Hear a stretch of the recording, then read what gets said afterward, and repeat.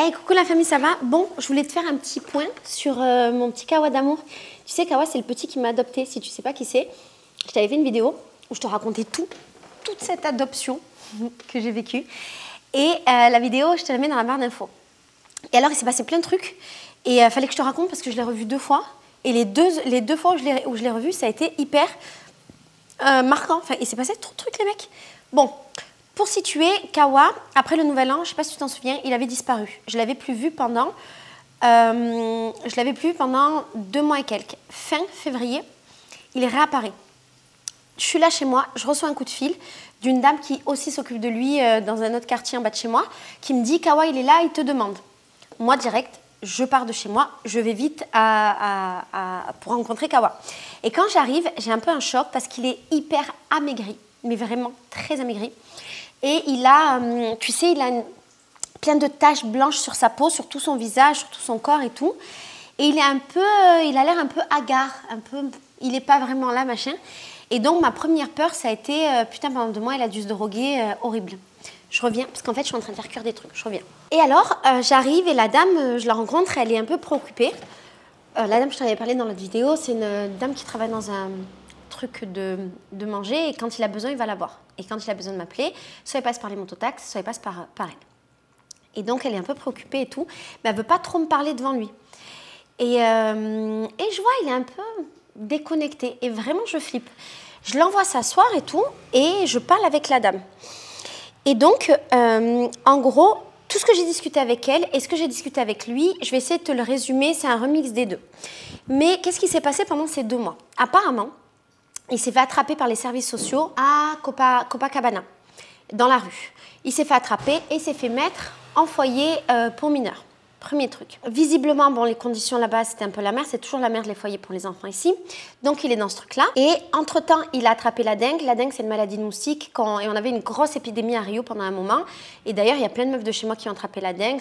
C'est comme une énorme grippe qui te défonce. C'est 1000 fois plus que la grippe, le Covid, tout ça, c'est très au-dessus et tu peux avoir des dengues qui sont très graves, qui sont hémorragiques et machin, tu peux mourir, enfin bref, voilà, pays tropicaux.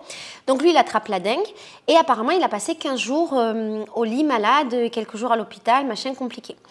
Et Kawa me dit que quand il était dans le dernier foyer, sa mère l'a retrouvé. Je dis, mais Kawa, ta mère, elle n'est pas morte? Parce que depuis le début, il me dit que sa mère, elle est morte. Kawa, ta mère, elle n'est pas morte? Et il me dit, non, elle est genre, elle a revécu. Sa mère, elle est réapparue. Et là, je ne comprends pas le délire. Et donc, visiblement, ce qu'il me dit à ce moment-là, c'est que sa mère l'a cherché, qu'elle l'a retrouvé, qu'il est reparti vivre chez sa mère.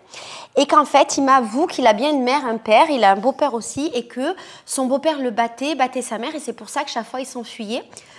Qu'il allait dans les foyers, machin, et il partait de la maison. Et du coup, je lui dis, mais pourquoi tu es là? Parce que normalement, sa mère est censée habiter un peu loin de Rio, à genre 2 heures de route. Donc, pourquoi tu es là et tout? Si sa mère, elle est là-bas, que tu es retournée avec elle. Et il me dit, non, ma mère, elle est venue vivre ici dans le centre, machin, elle habite là. Et moi, tu vois, sur le coup, je ne sais pas si je le crois pas. Comme il raconte plein de mensonges, on ne sait jamais, tu vois. Mais j'accepte le truc, il me dit, ma mère, elle est revenue, pourquoi pas et tout. Donc, j'accepte, il me raconte ça. Et puis après, il est un peu agité. Il me promet qu'il n'a pas pris de drogue, que machin, mais qu'il est un peu dans cet état-là par rapport à la dengue. Ce que je veux bien croire, parce que la dengue, ça te défonce. Il me dit qu'il veut aller se promener, qu'il veut qu'on ait acheté des trucs, et pendant tout ce truc-là, il est un peu agressif, un peu agité, machin, il est bizarre.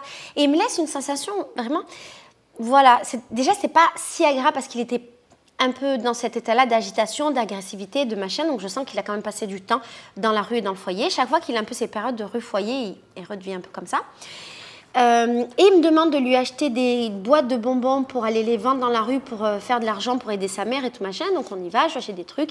Et quand on est là, dans le magasin, il me dit « Oui, en fait, j'ai aussi des frères et sœurs ». Et il m'avait dit qu'il y avait des frères et sœurs qui étaient en foyer mais qui étaient grands. Et là, il me dit non, en fait, j'ai un frère, il a 1 an et quelques, et ma sœur, elle a 5 ans, et j'en ai d'autres, mais est-ce qu'on peut acheter des chocolats pour eux, blablabla, est-ce qu'on peut acheter pour ma mère, nanana. Et là, je me dis que... Je viens de me faire piquer.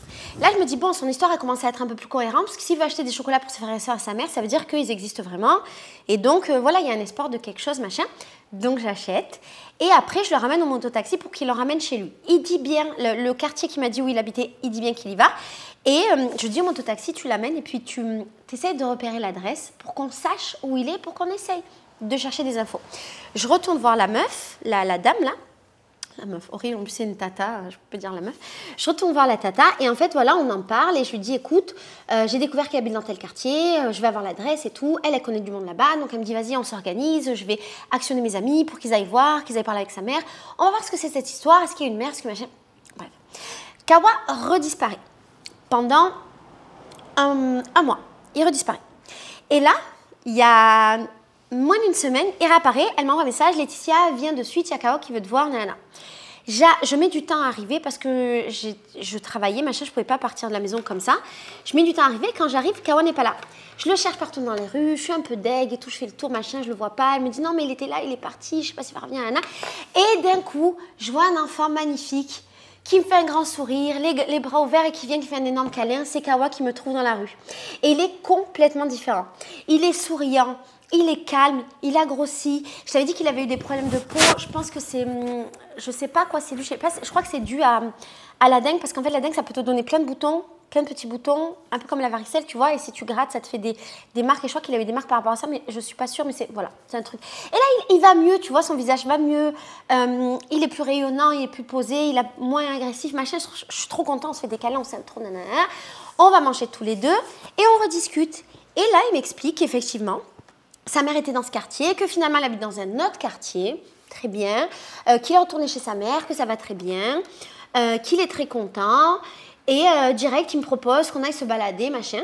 Et je lui propose, en cadeau de la vie, de lui faire ses cheveux. Tu sais, les jeunes ici, ils ont tous des coupes, un peu comme, je pense, dans les quartiers de France, c'est pareil.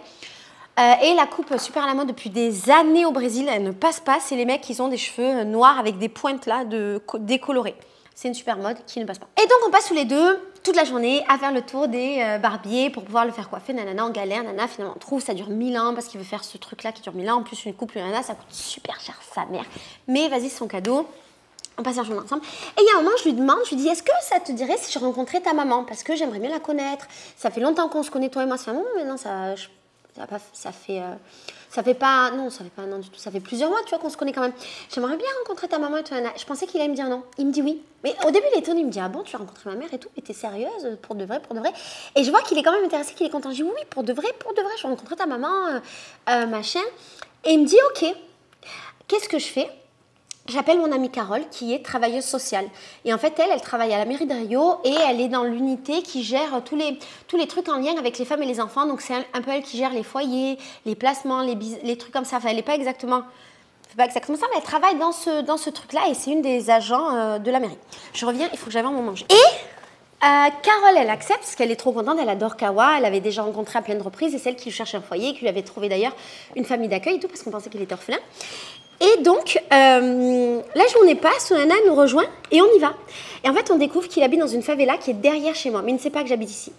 Le gros problème, c'est que cette favela, c'est une faction il y a 2 grandes factions à Rio, c'est la 2e grande faction. Moi, j'habite là où il y a la première grande faction, et donc normalement, je n'ai pas le droit de mettre les pieds là-bas, sauf que je le sais pas trop. Et en fait, après, je te fais un bond en avant, tout le monde m'a défoncé parce que c'était très dangereux pour moi de mettre les pieds là-bas, sachant que je viens d'un quartier qui est contrôlé par une autre faction et que j'habite aussi dans une favela où il y a genre le chef de cette faction. Concrètement, il habite là, c'est mon voisin.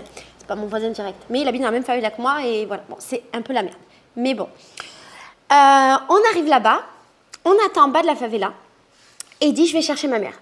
Je me dis à ce moment-là, si ça se trouve, le gamin ne va pas réapparaître, il nous met un gros vent, machin, mais vas-y, c'est pas grave. Il revient 15 minutes plus tard, tout seul. Et là, on se dit, putain, c'est la merde et tout, vas-y, sa mère, elle n'a pas voulu. Et il arrive, il dit, non, ma mère, elle n'a pas voulu, désolé, Nana. Bon, on est deg avec Carole, mais on se dit, c'est pas grave, on retentera une autre fois. Sauf que c'était une blague. Il dit, non, c'est pas vrai, Nana, ma mère, elle arrive. Gros suspense, je vais voir mes pattes. Et alors, je t'avouerai que moi, j'avais un peu des peurs. Parce que pour qu'un enfant il soit dans une situation comme ça de vulnérabilité, vivre dans la rue, fuir, machin, généralement, c'est que les parents, ils ont un peu des problèmes. Ça peut être, par exemple, une mère une mère qui prend de la drogue, une mère alcoolique, une mère défaillante, un père absent, un père alcoolique, un père défaillant. Tu vois, il peut y avoir plein de facteurs comme ça. C'est les réalités d'ici. Généralement, les parents sont très pauvres. Donc, à savoir, est-ce qu'ils viennent de la rue, est-ce qu'ils viennent pas de la rue, est-ce qu'ils ont des conditions, est-ce qu'ils travaillent, est-ce qu'il y a à manger à la maison. Il y a plein de facteurs. À Rio, il y a beaucoup de gens qui vivent dans la rue et qui sont dans ces situations-là de vulnérabilité. Et voilà. Et donc, je lui demande quand même avant, Je lui demande, est-ce que ta maman, elle prend de la drogue ou elle boit de l'alcool comment est ta maman? Et il me dit que sa mère n'a jamais bu d'alcool, n'a jamais pris de drogue et que le pire qu'elle ait fait, c'est fumer des cigarettes. Même pas de l'herbe ou du shit ou n'importe quoi, elle fait juste fumer des cigarettes. Et je me dis, ok, ça a l'air cool. Sa maman arrive et sa maman, elle est trop mignonne. En gros, c'est une dame, elle a 30 ans. Elle a 6 enfants. Elle a eu 6 enfants, et elle est très pauvre, ce qui explique sa situation de vulnérabilité. Le beau-père de Kawa était effectivement quelqu'un de très violent et il semblerait que c'est ça qui expliquait que Kawa il fasse que fuir de la maison, machin, qu'il préfère vivre dans la rue. Et en gros, sa maman, quand elle arrive, elle nous fait un gros bisou, un gros câlin, elle est super ouverte, super sympathique, super gentille. Et sa sœur, la sœur de Kawa, mon Dieu, un amour. Une petite fille de 5 ans d'une beauté. Et elle nous voit, elle nous tend les mains comme ça. Elle nous fait des grands câlins d'amour. Son fils, le petit, trop beau, un petit d'1 an, magnifique, magnifique. Et ses enfants, ça se voit qu'ils sont en très bonne santé. Ils sont bien habillés, ils sont très propres, ils sont très bons. C'est des éléments importants dans l'histoire parce que nous, on imaginait qu'on allait rencontrer une maman vraiment en situation de vulnérabilité, qui a des difficultés. Peut-être les enfants, je sais pas moi, sont pas coiffés, sont sales, ne mangent pas leur faim, sont un peu maigres. Tu vois, on imagine plein de choses parce que c'est des réalités ici. Pas du tout. Ces enfants, ils se portent bien et ils ont l'air très heureux. Et en fait, on propose à la maman d'aller boire un verre en bas de la favela. Et on a passé 1 heure, on a discuté. Et je vais te faire le résumé de toute cette conversation. Tu vas être choquée. Alors, déjà, la maman, elle se préoccupe énormément de son fils et de ses enfants. Et elle fait hyper attention. Et elle nous raconte qu'en gros, eh ben oui, elle était avec un mari violent, nanana, et que Kawa, il passait sa vie à fuir, c'est vrai. Et qu'en fait, quand il fuyait, elle faisait tout pour le retrouver. Et là où il a dit qu'il habitait, c'était vrai. Et elle était partie de là pour le retrouver à Rio. Donc, elle était venue vivre à Rio et pour s'échapper du beau-père. Le beau-père l'a rejoint, elle est venue ici. Il la frappe, nanana. Et là, maintenant, elle est partie vivre dans cette favela parce que c'est la favela où vit sa maman et elle vit avec sa maman. Et elle explique que chaque fois que Kawa disparaissait, donc il disparaissait 1 semaine, 2 semaines, 1 mois, 2 mois, en fait, elle le cherchait partout désespérément et qu'elle passait sa vie entre la police, le service des enfants disparus et les morgues pour savoir si jamais son fils n'était pas mort. Parce que c'est un enfant, et d'ailleurs, il a vraiment 12 ans. Moi, je n'étais pas sûre, mais il a vraiment 12 ans. Et donc, parce qu'elle avait peur pour son fils. Et nous, on est hyper étonnés parce qu'on se dit, bah, c'est une vraie maman, en fait, qui s'occupe vraiment de son petit. Et quand il est devant sa mère, Kawa, il est tout gentil. Hein. Pas de bordel, pas d'agressivité, c'est vraiment plus le même. Il est tout calme, tout posé, parle gentiment à sa maman et tout mignon. Et elle nous explique que souvent, quand elle arrivait dans les endroits, lui, il était déjà parti et qu'elle a déjà entendu parler de moi parce que une fois, elle arrive sur la plage et les gens lui disent « Ton fils, il était là il y a quelque temps et en ce moment, on le voit beaucoup avec une étrangère, une gringa blanche avec des yeux bleus, nanana, donc c'est moi. » Et donc, ils lui disent « Voilà, ton fils, on le voit souvent avec une étrangère. » Donc, elle savait même que j'existais, mais sauf qu'elle ne savait pas qui j'étais. Et elle me raconte qu'après, quand Kawa, il rentrait, parce qu'il rentrait à la maison parfois, quand il disparaissait de moi, parfois il allait chez elle et quand il disparaissait d'elle, il allait dans 2 endroits. Et donc quand elle le retrouvait, il lui parlait de moi et il n'arrêtait pas de dire qu'il avait une tata française qui s'occupait de lui, nanana, qui l'amenait faire des activités, il lui a raconté qu'on a fait du bateau, bref, il lui a tout raconté. Et donc, elle nous a expliqué que c'était difficile pour elle parce que chaque fois que Kawa il revient en fait de ses fugues, il revient très différent, très agité, agressif, il dit des gros mots, machin. Alors que franchement, ça se voit qu'elle lui a donné une bonne éducation. Et c'est ça, tu vois, quand je te disais dans les autres vidéos, et ce petit, on dirait pas un petit de la rue, on dirait qu'il a quand même reçu une très bonne éducation, qu'il a des bases, qu'il est gentil, machin, mais il a cette agressivité et tout machin de la rue pour se protéger. Et ben ça a confirmé tout ce que je pensais en fait. Et elle dit qu'en fait, elle a cherché un psychologue gratuit pour pouvoir le mettre chez le psychologue. Ça, c'est une maman qui se préoccupe de lui, tu vois. Et elle parle de sa petite fille. Sa petite fille, elle a une maladie de peau qui, je sais pas exactement ce que c'est, ça ressemble à du psoriasis, un truc comme ça, mais sur tout le corps, c'est vraiment très étendu. Et donc, nous, on se préoccupe. Et d'ailleurs, après, je vais te parler de mon positionnement. Nous, on se préoccupe. Et elle dit, non, mais moi, j'ai réussi à avoir un traitement gratuit. Si c'est pas si évident que ça, un traitement gratuit. Donc, ma fille, elle est suivie jusqu'à tant d'années. Elle va avoir ce truc jusqu'à que ça parte. Elle a des pommades, des machins, dermatologue, blablabla. Donc, c'est une maman qui s'occupe de ses enfants. On demande si elle travaille. Elle explique qu'avant, elle travaillait, mais elle a dû sortir de son travail parce que, comme elle passait sa vie à chercher son fils, elle n'arrivait pas à aller. Elle était tout le temps en retard au travail, machin. C'était compliqué. Donc, elle a perdu son travail. Et là, elle nous dit, dans 3 jours, je commence un nouveau travail. Donc, encore une fois, c'est une maman qui a une situation, c'est compliqué parce qu'elle reste quand même pauvre. La favela où elle habite, c'est une favela très pauvre et un peu dangereuse, mais elle a quand même sa situation. Et elle est trop gentille. Et alors, ses enfants sont extrêmement intelligents. Je t'avais dit que Kawa était très intelligent. Et ça m'avait étonnée parce que je rencontre plein d'enfants, il y a des enfants, bon, ils ont l'âge qu'ils ont et ils ont l'intelligence de leur âge. Mais lui, il est quand même très débrouillard, très intelligent, très, tu vois, ça va vite dans sa tête. Et en fait, ses frères, bon, son petit frère, il parle pas encore, c'est un bébé, mais sa soeur de 5 ans, hyper intelligente. La minotte, on dirait qu'elle a 8 ans. Quand tu parles avec elle, elle parle très bien. Elle te fait des phrases, elle est intelligente, elle est machin. Bon, génial cette petite, un amour, trop bien. Et en discutant, on découvre 2 trucs. Premier truc, on découvre que Kawa, il a une première passion, c'est le football. Et elle nous dit, mais Kawa, en fait, chaque fois qu'il s'échappe, j'arrive à le retrouver parce qu'il est dans les trucs de foot, il joue avec des adultes et il arrive à bien jouer avec eux, machin, alors que c'est un enfant, blablabla. Et en fait, son rêve, c'est de rentrer dans une école de foot. Du coup, avec Carole, enfin c'est surtout Carole en vrai, Carole, elle est en train de lui chercher une école de foot, il y a plein d'écoles de foot ici au Brésil, à Rio, avec une bourse pour qu'il puisse rentrer. Et s'il n'y a pas de bourse, j'ai décidé que moi, je lui financerai ses études jusqu'à qu'il termine son truc, il fait ses études de foot et moi, je paierai, je serai sa marraine, tu vois. C'est un truc que je t'avais dit que je voulais faire déjà là-bas, je voulais être sa marraine dans la vie, ben là, je serai sa tata marraine et je lui financerai, mais si on trouve une bourse, c'est mieux. Et deuxième truc, sa passion dans la vie, c'est les chevaux.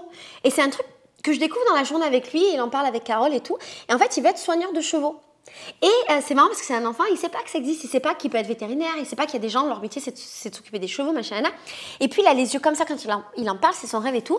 Et donc avec Carole, on va l'amener au Jockey Club de Rio pour qu'il puisse voir des courses de chevaux, qu'il puisse voir des chevaux, qu'il puisse les, je sais pas, mais les toucher, je ne sais pas si on peut toucher des chevaux. Qui puisse être en contact avec ses chevaux pour lui peut-être ouvrir une possibilité dans sa tête et qu'il se dise si ça se trouve je vais étudier pour m'occuper des chevaux. Tu vois ce que je veux dire? Parce que d'étudier pour étudier, désolée j'ai une lumière qui vient de s'éteindre, étudier pour étudier c'est un truc, mais quand tu viens de ces milieux qui sont un peu difficiles et que tu n'as pas d'objectif, tu n'as pas de motivation pour étudier. Mais là, ça peut lui créer une motivation. Donc, il est hyper heureux. Et sa petite sœur, elle a demandé si elle pouvait venir. La maman, elle est d'accord pour nous prêter sa petite sœur. Donc, vas-y, viens, on prend la petite sœur, on prend Kawa et on va les amener. Donc, ça, c'est le premier truc. Et deuxième truc, j'ai une copine qui a un cheval. Et je suis en train d'essayer de monter un truc pour qu'on puisse aller là-bas. Et en fait, c'est un cheval qui est dans un centre avec des volontaires qui s'occupent des chevaux. Et j'aimerais bien voir s'il ne peut pas être volontaire à son niveau d'enfant pour aller peut-être coiffer le cheval, lui donner à manger, des petits trucs juste pour qu'il ait un contact. Déjà, je me dis qu'un contact avec l'animal, ça va le calmer beaucoup. Et un animal, ça peut soigner des humains parce que les animaux sont incroyables. Je ne suis pas une meuf très liée aux animaux, tu le sais, c'est pas mon délire, mais j'ai conscience du pouvoir des animaux et à quel point ils sont incroyables. C'est juste, je n'ai pas de lien. Et donc, je suis en train d'essayer de voir si on peut pas arriver à ça. Si j'y arrive, t'inquiète pas, je te ferai une vidéo sur le sujet. Et après, on est arrivé au sujet de l'école et on a découvert qu'en fait, Kawa s'était fait virer de l'école parce qu'il était trop agité, mais normal, c'est un enfant battu avec une maman battue, normal. Et donc, il s'est fait virer, mais que ses professeurs, elles s'inquiètent pour lui, qu'elles demandent s'il ne peut pas revenir, tout ça. Donc, il a quand même une structure aussi et des professeurs qui s'inquiètent pour lui. Et la maman nous dit, mais les professeurs, elles m'envoient encore des WhatsApp pour savoir où est mon fils. Et donc, on propose à Kawa de retourner à l'école et il dit qu'il ne veut pas y aller, c'est chiant, nanana. Et en fait, on se rend compte que ce n'est pas vraiment l'école qu'il n'aime pas, mais c'est l'école où il était. Du coup, on s'est mis d'accord avec lui pour qu'il aille dans une nouvelle école. Et sa maman nous a dit, lundi, je vais voir, on était le vendredi, lundi, je vais voir, nanana. Et on a fait un pacte avec Kawa, ça c'est Carole qui a cette idée, on a fait un pacte avec Kawa qui est que tous les mois il va à l'école, enfin tous les jours il va à l'école, il fait sa vie d'écolier, tous les mois il me montre son cahier avec ses notes et s'il a des bonnes notes, il gagne un cadeau. Peut-être qu'en France c'est un peu bizarre pour vous de dire que voilà, on le tient par un cadeau et tout, mais c'est un enfant des rues et le fait d'avoir une motivation matérielle qui soit soit en argent, soit en cadeau, c'est important pour lui. Et il a accepté, il était trop content, il était là, il a des yeux comme ça, quoi, juste pour aller à l'école, avoir des bonnes notes, je vais gagner quelque chose et tout. Oui. Et du coup, il nous a promis qu'il allait à l'école. Là, la maman, elle nous a envoyé déjà la liste des fournitures scolaires. Du coup, lundi, je vais aller acheter les fournitures scolaires avec Carole. Je vais te faire un vlog sur le sujet.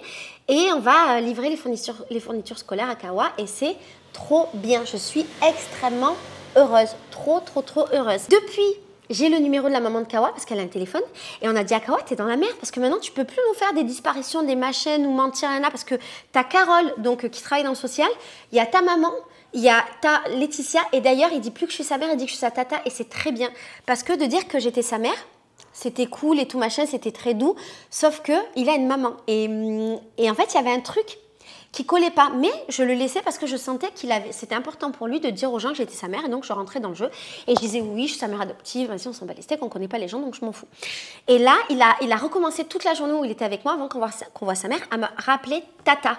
C'est très bien parce que ça remet un peu les choses à leur place. Moi, je ne suis qu'une tata et pas une maman. Donc c'était trop bien. Devant sa maman, il m'appelait Tata et tout. Et maintenant, il m'envoie des messages tous les jours avec sa maman. Il m'envoie des messages pour me dire qu'il est content, qu'il a fait ça, que nanana. Aujourd'hui, il m'a envoyé un message que j'ai eu trop tard malheureusement. Tata, viens, on va à la plage aujourd'hui, nanana, mets-moi à la plage, blablabla.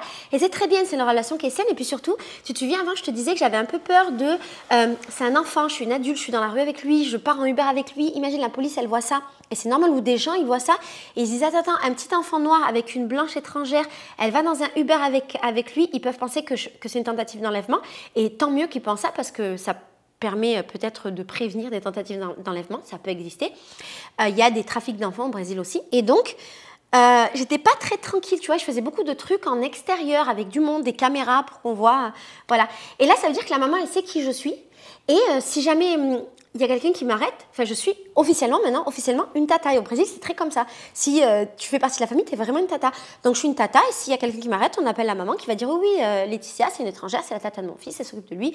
J'ai donné l'autorisation. C'est trop bien. Ça me donne une marge de manœuvre, en fait, avec lui pour faire partie de son existence. Et alors...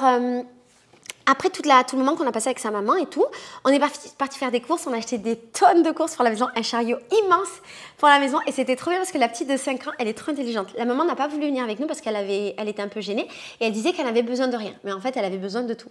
Et donc on a fait un chariot immense et j'ai dit aux petits, vous prenez ce que vous voulez. Avec Carole, nous on a acheté les trucs d'adultes et eux prenaient les trucs d'enfants, les gâteaux, les trucs, prenez ce que vous voulez.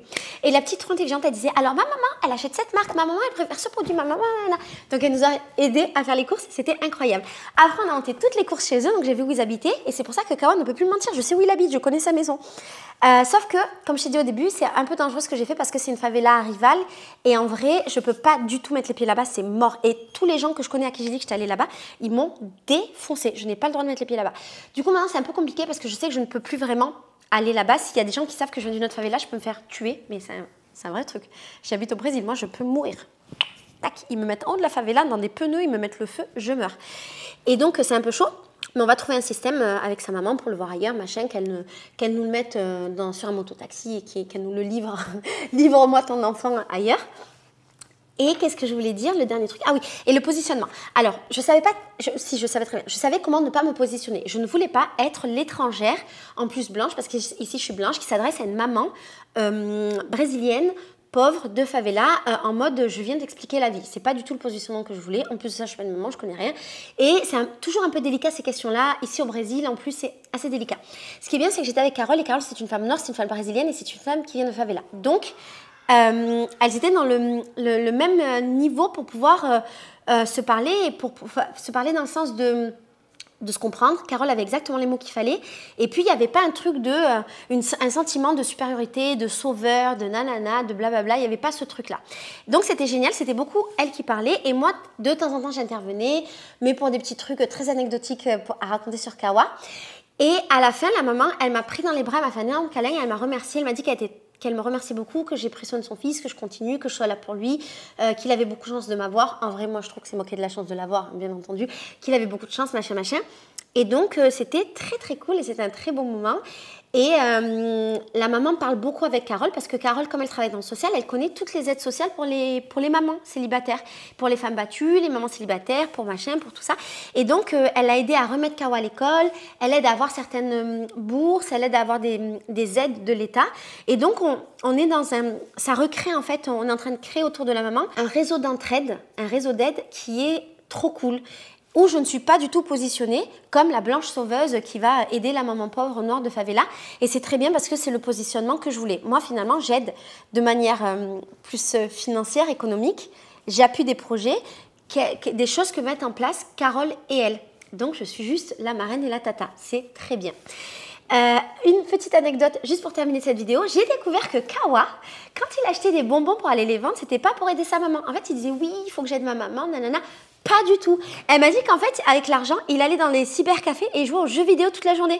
C'est un petit malin, Kawa. Je savais qu'il était malin, mais quand même, il est très malin. Donc, c'est pour ça qu'il jouait. Et en même temps, c'est un adolescent de 12 ans, donc bien sûr qu'il joue aux jeux vidéo et ce n'est pas grave. Voilà l'histoire de Kawa. Je te ferai très certainement des updates. Dans les vlogs à venir, tu vas le rencontrer parce qu'il y a le vlog de notre rencontre où je le filme le vlog de notre rencontre ou le vlog d'un autre jour de nous deux où il est là, machin, je le filme, blablabla.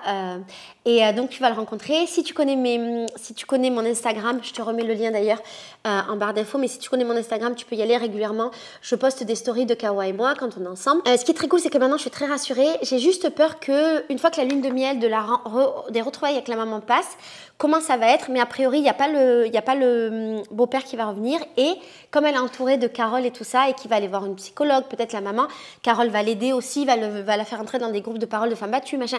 Elle va recevoir une aide, donc on va essayer de faire en sorte qu'elle ait une aide matérielle pour qu'elle n'ait plus besoin de se retourner avec cet homme, parce que souvent les meufs qui sont en situation de vulnérabilité, des femmes battues, des femmes qui n'ont pas beaucoup d'argent, eh bien, elles retournent avec ces hommes-là qui les violentent parce qu'elles ont besoin d'argent, de manger, de machin. Et elle a 6 enfants, ce qui est énorme. Imagine, elle est seule avec 6 enfants. Là, maintenant, elle vit avec sa maman, donc c'est cool. On va essayer de rencontrer sa maman, mais ce qui est chaud, c'est que je ne peux pas rentrer dans cette favela, c'est impossible. Donc, on va voir comment rencontrer la mamie. Et voilà, on est tous contents. Tout le monde est content de cette histoire et je te ferai des updates. J'aimerais un jour te dire...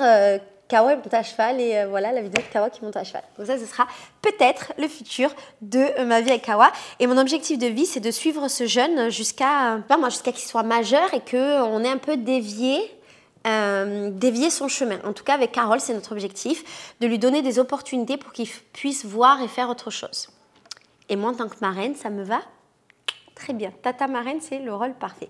Voilà, j'espère que ça t'a fait plaisir d'avoir des nouvelles de Kawa. Je te fais des gros bisous.